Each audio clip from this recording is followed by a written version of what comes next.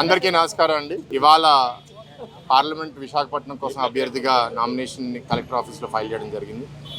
మా 7 నియోజకవర్గ అభ్యర్థులు కూడా ఈ ర్యాలీలో పాల్గొనడం జరిగింది. ఒకటే ఎస్కోట కాన్స్టిట్యున్సీ సాయంత్రం చంద్రబాబు నాయుడు గారి పర్యటన అక్కడ ఉండడం వల్ల ప్రజాగలం మీటింగ్ వల్ల కోవల లలిత్ కుమార్ గారు పాల్గొలేకపోయారు. అయితే మా MBP double road election office నుంచి ర్యాలీ మొదలుపెట్టి Maddilapalem centre, Gurudwara, LIC building, KGH up ఫైనల్గా కలెక్టర్ ఆఫీస్లో ఎండ్ అయింది. చాలా సంతోషంగా ఉంది. ఈ 3-4 నియోజకవర్గాల నుంచే కాకుండా ఇతర నియోజకవర్గాల నుంచి కూడా పెద్ద ఎత్తున కార్యకర్తలు, నాయకులు, జనరల్ పబ్లిక్ కూడా మద్దతు పలికారు. వాళ్ళ స్పందన చూసి చాలా ఆనందంగా అనిపిస్తుంది. భవిష్యత్తులో ఓట్లో కూడా ఎట్లా ఉండబోతుందో ఒక బలమైన అంచనా కూడా మా అందరికీ అనిపిస్తుంది. అయితే విష్ణుకుమార్ రాజు గారు ముందే ఇంకో ప్రోగ్రాం పెట్టుకోవడం వల్ల కొంచెంసేపు పాల్గొని వెళ్ళారు. కానీ మా మిగతా అభ్యర్థులు ఇక్కడ వంశీకృష్ణ యాదవ్ గారు, గణబాబు గారు, వెలపూడి గారు, పల్లా శ్రీనివాస్ గారు, గంటా శ్రీనివాస్ గారు అందరూ పాల్గొనడం జరిగింది.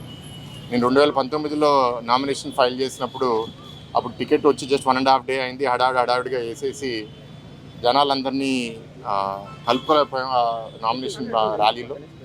సో ఈసారి డెఫినెట్గా అందరినీ చూసి అందరినీ కలిసే అవకాశం, ప్రత్యేకంగా మా కీలకమైన నాయకులు, 3 పార్టీ నాయకులు, జనసేన, బీజేపీ, తెలుగుదేశం, అండ్ వాళ్ళు ఉత్సాహం చూసి నాలో ఇంకా మరింత ఉత్సాహం నిండింది. మా నాయకులందరికీ కూడా థ్యాంక్ యూ చెప్తున్నాను. ఓపిక్గా మొదటి నుంచి 3 గంటలు అందరూ ర్యాలీలో పార్టిసిపేట్ చేశారు.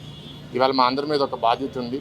ఇవాళ ఓటు తెచ్చుకోవడమే కాదు, గెలిచిన తర్వాత కూడా ఒక అంధకారంలో వెళ్ళే రాష్ట్రాన్ని కాపాడుకుని మళ్ళీ దాన్ని దారిలోపలికి తీసుకుని రావాలంటే చిన్న విషయం కాదు. విశాఖ వాసులు ఇక్కడ ఎక్కువ వరకు తెలుగుదేశం పార్టీ ఉంటేనే అభివృద్ధి ఉంటుందని నమ్మి 2019లో కూడా 4 ఎమ్మెల్యేలను గెలిపించారు. మేము ఓడిపోయిన సీట్లు కూడా తక్కువ మార్జిన్తో ఓడిపోయాం. ఈ ప్రాంతం అంతా అభివృద్ధి కావాలి, సంక్షేమం కావాలి, 2 బ్యాలెన్స్లో ఉండాలని కోరుకునేవాళ్ళు. రాష్ట్రం మంచి దారిలో నడవాలని కూడా అంటున్నారు.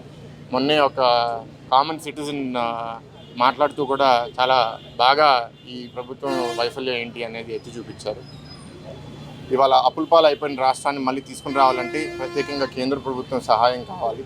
సో టీడీపీ, జనసేన కలిసి వెళ్తే గెలుస్తాము, కానీ బీజేపీ మనకి సహాయం ఉండడం వల్ల రేపు ఈ అప్పులపాలైన రాష్ట్రానికి నిధులు తీసుకుని రావాలన్నా, ఇక్కడ ఏ ప్రాజెక్ట్ పూర్తి చేయాలన్నా, మన ఇది బీచ్ రోడ్ 6 లైన్ చేయడము, లేకపోతే పెందుర్తి అరకు రోడ్ చేయడము, మెట్రో రైల్ ప్రాజెక్ట్ చేయడము, పోలవరం ప్రాజెక్ట్ పూర్తి చేసి ఇక్కడ సాగు పరిశ్రమలకు అవసరాల కోసం నీరు తీసుకుని రావడము, ఇలాంటి రకరకాల సమస్యలు. ఉద్యోగ కల్పన కూడా ఈ ప్రభుత్వంలో పూర్తిగా వైఫల్యం అవడం వల్ల చాలామంది చదువుకున్న యువత ఈ ప్రాంతం వదిలేసి ఇతర రాష్ట్రాలకు వెళ్ళిపోవడం చాలా బాధాకరం. అంటే వాళ్ళు వెళ్ళాలనుకుంటే వెళ్ళడం తప్పు కాదు, కానీ ఉండాలనుకునే ఉద్యోగం ద్వారా వెళ్ళిపోవడం అనేది చాలా బాధాకరం. సో మేము రాష్ట్ర వ్యాప్తంగా 20 లక్షల ఉద్యోగాలు సృష్టిస్తా అన్నాం. మరి దాని భాగంగా నేను ఒక ఎంపీ అభ్యర్థిగా మినిమం ఇక్కడ 1,00,000 ఉద్యోగాలు విశాఖలో సృష్టించాలనే ఒక బాధ్యత కూడా తీసుకోవడం జరిగింది. కేంద్ర ప్రభుత్వంతో మేము ఉన్నా సరే విశాఖ స్టీల్ ప్లాంట్ ప్రైవేటీకరణ కూడా ఆపడం అనేది మా ప్రథమ ఎజెండా. మొన్న గాజువాకలో మాట్లాడుతూ కూడా మా నాయకుడు చెప్పారు. ఎలాగైతే 2002లో అప్పుడు ఎర్రన్నాయుడు గారు, ఎంవీఎస్ మూర్తి గారు ఎంపీలుగా ఉండి అప్పుడు వాజ్పేయి గారిని కన్విన్స్ చేసి స్టీల్ ప్లాంట్ ప్రైవేటీకరణ అవ్వకుండా ఆపారు. అప్పుడు కూడా మేము ఎన్డీఏ కూటమిలో కూడా ఉన్నాం. ఇప్పుడు కూడా మా నమ్మకం ఏంటంటే రాష్ట్ర ప్రభుత్వం ఒప్పుకోకుండా కేంద్ర ప్రభుత్వం ఇక్కడ మన సెంటిమెంట్ని దెబ్బతీసి ఏమీ చేయలేరని మేము చాలా బలంగా నమ్ముతున్నాం. ఇలా రకరకాల అంశాల మీద మేము జనాల్లో కూడా వెళ్ళి మాట్లాడుతున్నాం. మా సూపర్ 6 మేనిఫెస్టో కూడా మేము సంక్షేమం ముందుకు తీసుకెళ్తూ రాష్ట్రంలో పెట్టుబడులు తీసుకొచ్చి ఆదాయం పెంచి 2 బ్యాలెన్స్ చేయాలని మా ఆలోచనే తప్ప గుట్టి అప్పులు తీసుకుని విశాఖపట్నం ఆస్తులు కూడా తాకట్టు పెట్టేసి ఆ అప్పులు అభివృద్ధి కోసం 1 రూపాయి ఖర్చు పెట్టకపోవడం అనేది ఈ ప్రభుత్వ వైఫల్యం.